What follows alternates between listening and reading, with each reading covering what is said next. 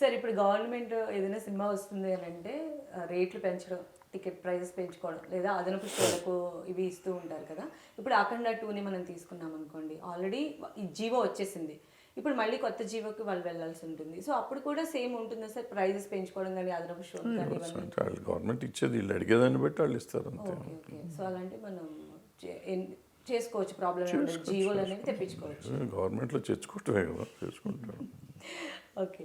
And sir ఇప్పుడు చూస్తున్నటువంటి సినిమాల ట్రెండ్ని చూస్తే మీరు యాజ్ ఏ డైరెక్టర్గా, ప్రొడ్యూసర్గా ఉన్నారు కాబట్టి మీరు ఎప్పుడైనా అనుకున్నారా సార్ ఇప్పుడున్న ట్రెండ్స్ లేదా ఇప్పుడు మీకు ఎంతో చెప్తున్నటువంటి చిన్న చిన్న సినిమాల్ని ప్రొడ్యూస్ చేయాలని కానీ, లేదా అలాంటి కంటెంట్ని డైరెక్ట్ చేయాలని కానీ అనిపించింది?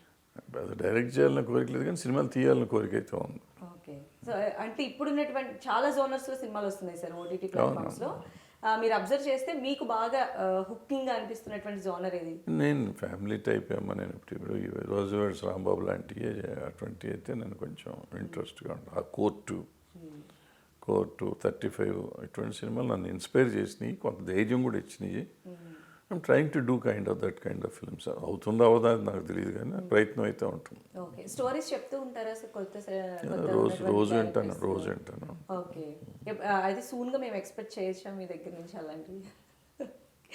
అండ్ సార్ ఇప్పుడున్న ఫిలిం ఇండస్ట్రీలో ఎస్పెషల్లీ కొత్తగా వస్తున్నటువంటి నటీనటులు కూడా ఏంటంటే ఇలా వచ్చి అంటే యాక్టింగ్, పర్ఫార్మెన్స్లు అలాంటివి ఏముండవు, భారీ కట్అవుట్లు కూడా మనం చూడట్లేదు.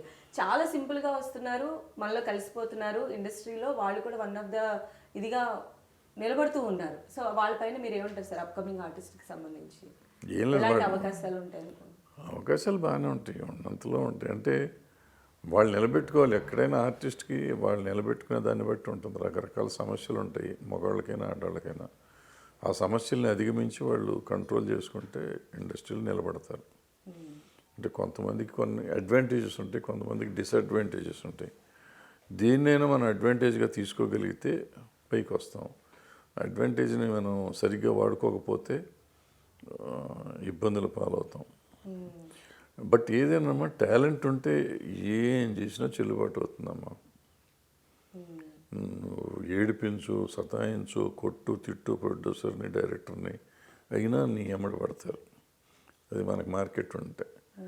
మార్కెట్ లేకపోతే నువ్వు ఎంత ఇదైనా కానీ నీ దగ్గరికి రారు. మొత్తం ఎంతోమందిని చూసాం, పెద్ద టాప్ టు బాటమ్ ఇప్పుడు దాకా అందరిని చూసాం. అంటే ఈ మధ్య కొన్ని సినిమాలు హిట్ అయిన వెంటనే వాళ్ళందరూ కూడా వేరేలాగా మాట్లాడడం, బిహేవియర్స్ ఇష్యూస్, వాళ్ళకి మధ్య జరుగుతున్నటువంటి క్లాష్లు, ఇవన్నీ కూడా చూస్తూ ఉంటాం కదా సార్ ఇండస్ట్రీలో. ఇవన్నీ ఏంటంటే ఈ మధ్య ఫ్యాషన్ అయిపోయింది. కాంట్రవర్షియల్గా మాట్లాడతాం, యారగెంట్గా మాట్లాడతాం అనేది చేస్తే ఈ మీడియా హైప్ వస్తుందని, సోషల్ మీడియాలో ఎక్కువ కనపడతామని, సోషల్ మీడియా కోసం చేసేవాళ్ళు కొంచెం హైప్ తెచ్చుకుంటున్నారు. యారగెంట్గా మాట్లాడతాం, లేకపోతే కాంట్రవర్షియల్గా మాట్లాడతాం అనేది చేస్తున్నారు. అది వాళ్ళ స్టైలు. ప్రాబ్లీ వాళ్ళు రైట్, ఎందుకంటే వాళ్ళు సక్సెస్ఫుల్ పీపుల్. వాళ్ళని గురించి మనం కామెంట్ చేసే హక్కు మనకు లేదు. అండ్ ఇండస్ట్రీలో ఎప్పుడు ఈ మధ్యకాలంలో ఎక్కువ హాట్ టాపిక్ అయ్యేది పెద్ద నిర్మాత, చిన్న నిర్మాత. అంటే ఈ డిఫరెన్షియేషన్ ఎప్పుడు ఇలానే ఉంటుంది అనుకోవచ్చు? ఏం పెద్ద నిర్మాత, ఏం చిన్న నిర్మాత? పెద్ద సినిమాలు రెండు ఆగిపోయినాయి, కనపడుతున్నాయి. వాళ్ళు ఇంక పెద్ద నిర్మాత ఏంటి?